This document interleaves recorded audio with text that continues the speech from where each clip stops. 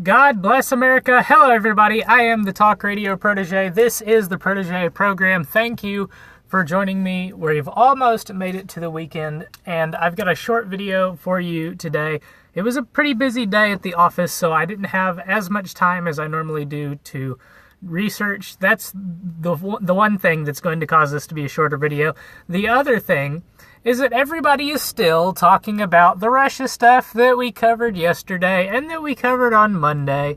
And I get tired of talking about the same thing over and over and over and over again. Usually, I like to, if something merits talking about more than once, I like to do it, 2 or 3 times. If it's something as important to freedom and liberty as, the Second Amendment, then I don't mind talking about it more often than that. But on something like Russia's just a topic that, I think I've said it before, it annoys me, and so I don't like to talk about it all that often.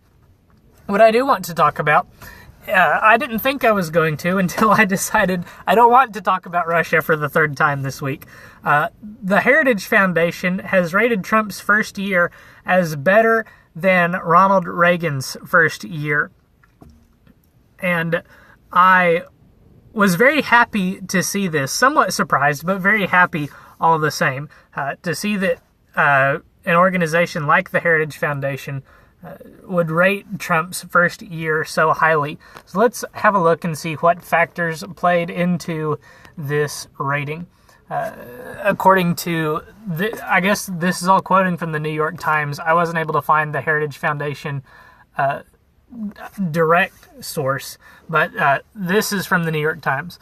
The Trump administration has pursued policies that have hewed close to the recommendations of Heritage Foundation, that nearly 2/3 of its ideas had been carried out or embraced by the White House over the past year. So carried out means acted upon, and embraced means just talked about. So when you see that 2/3 number, perhaps some of those things were just talked about and haven't had anything meaningful happen on them.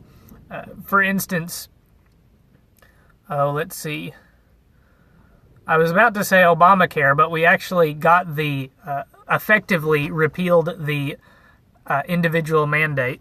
So, that's not something that was just talked about. The border wall, we've taken a few baby steps on the border wall, but mostly nothing of substance has happened. So that might be a better example than Obamacare. So let's see, do they have any examples? I was hoping they would cite some examples of these policies. Okay, so I guess in this paragraph they talk about the list of things that the Heritage Foundation began developing in 2016. It includes reimposing work requirements for welfare. That was a Bill Clinton thing that happened. Ending the program that shields illegal immigrants brought in as children, that's DACA, withdrawing from the Paris Climate Accord, and eliminating certain gender identity protections. Now, the way that they word that is supposed to, is with protections. It's supposed to sound like a right to you. And without getting too far off into the weeds, I'd like to direct you to the recent Jordan Peterson debate that occurred on on the BBC's Channel 4. Great debate. You can find some commentaries that were done on that debate. I recommend either of those to you in talking about the so-called gender identity protections. Let's see. I was hoping, again, that there would be some examples of the things that Trump has talked about, embraced, acted upon, that are in the Heritage Foundation's list of things, but it doesn't look like that's actually going to happen. By comparison, in Reagan's first year, only 49% of the Heritage's wish list items were embraced by the president or enacted. And I think the noting here of the delayed appointments, unqualified or misqualified appointments, or the appointment of individuals who are not committed to the president's goals and policies is just as applicable in the Trump administration as it was in Reagan. How many months was it? I think it was, I want to say it was April or possibly even May before the big ticket Trump appointees were confirmed by Congress last year.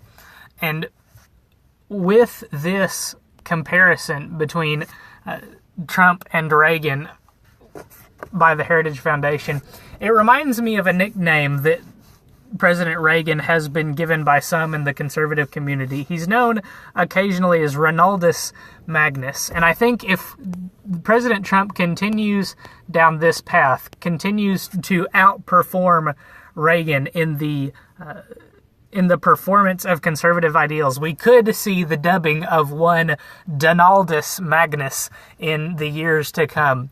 There's still a long way to go. There's still a lot of battles to be fought, some of them quite uphill, but we're on track for having a new greatest conservative president, I guess would be more appropriate, of all time. So that's going to do it for this video. Thank you so much for watching. I hope that you enjoyed. If you did, leave a like, subscribe, hit the bell for notifications so that you don't miss future reports. The weekend is coming up, so there'll just be one more video before it's time to unplug, relax, and take our minds off of this news coverage. Again, thank you for watching. I hope that you'll join me next time. Until then, good night and God bless.